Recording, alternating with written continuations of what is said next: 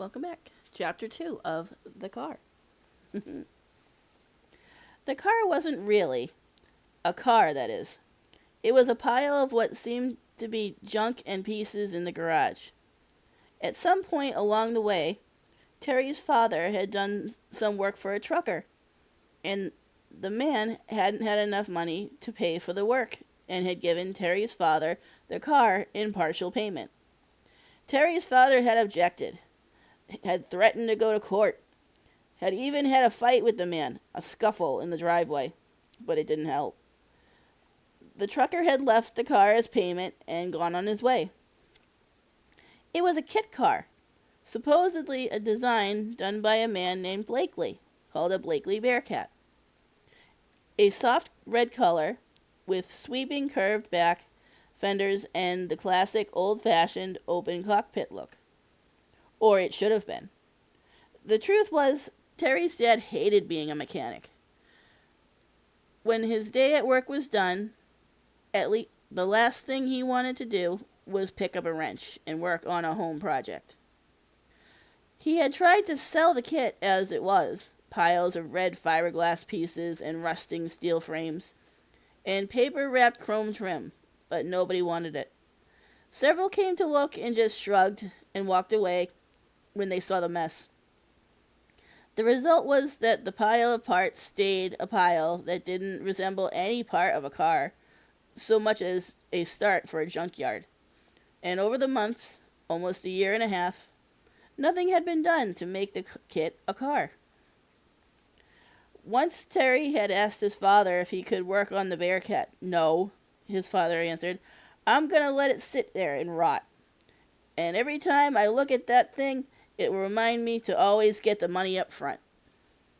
And so it had been. The Bearcat. Terry always thought of it simply as the cat. He had remained a pile for all this time. Well, twice he had peeked into it when both parents were gone for the day, dug around in the boxes and crates and paper-wrapped pieces to see what was involved in making a car. He was, to be honest, dying to get into it, but anything he did would certainly be seen by his father, who had expressly forbidden Terry to work on the car. But his father was gone now. He'd said he wasn't coming back, and the same for his mother. And the kit car was still in the garage. He looked once at the clock on the wall.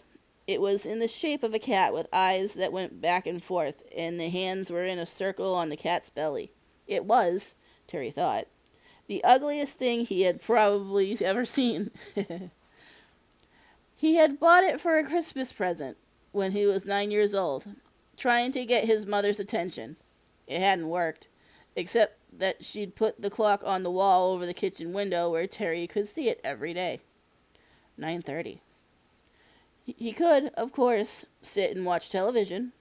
The thought hit him even as he was moving toward the door that led to the garage. He could sit and watch the tube and munch on some junk. Or he could go to bed because it was getting late. Or he opened the door to the garage, pulled the cord that turned on the overhead light, and looked at the pile near the wall.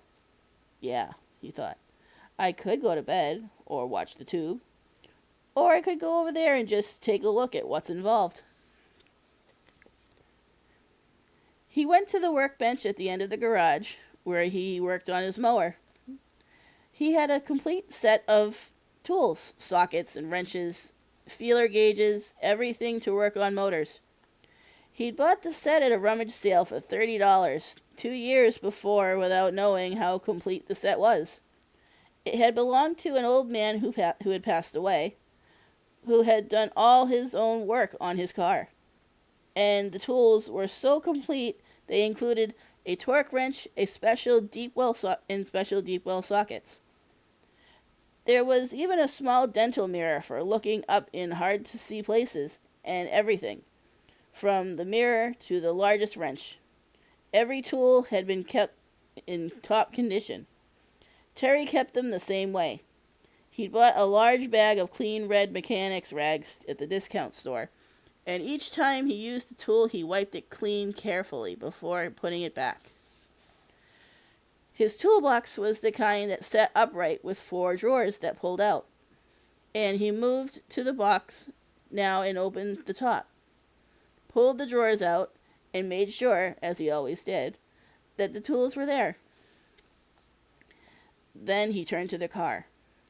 The boxes and parts were in a haphazard pile on top of the frame. The man, who had initially owned the kit car, had done some basic work on it.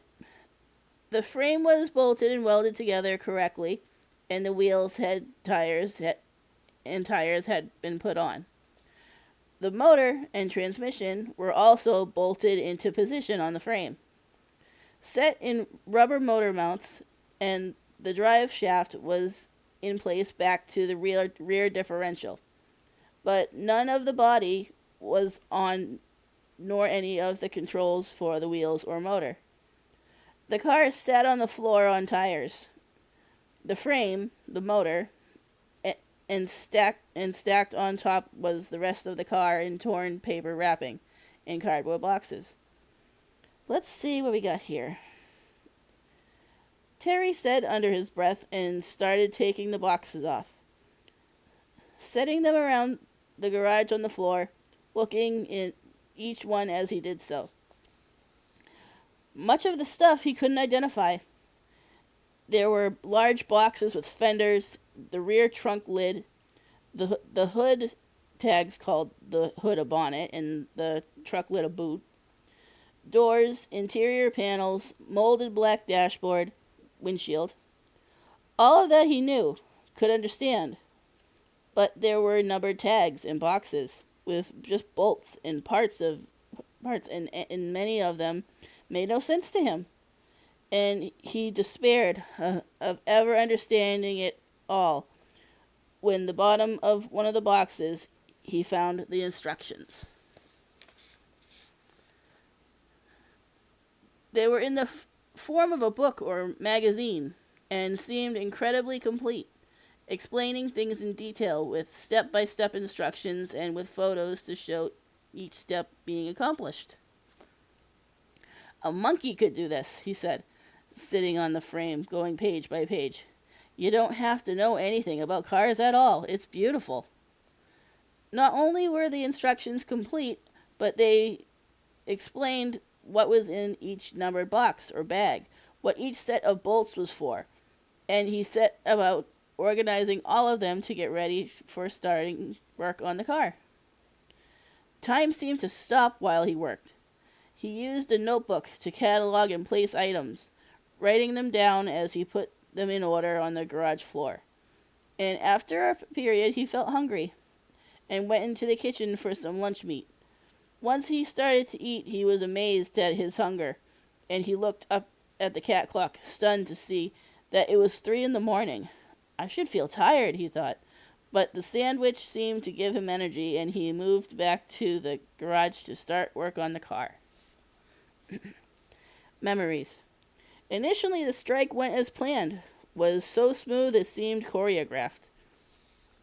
The River Patrol boat dropped them with their canoe, where the stream from the hamlet entered the main river.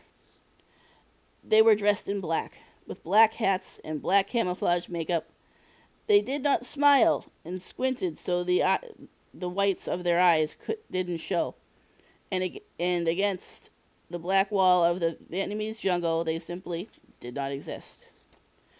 One of them bumped a paddle on the side of the flat black canoe, and the other hissed a curse at the thumping sound. But they were still far from the hamlet, 4.7 kilometers, according to the map they had studied when planning the strike, and there was nobody to hear the sound. They moved away from the patrol boat, working their paddles silently without taking them from the water, and within 100 feet they were part of the night. And that's the end of chapter 2.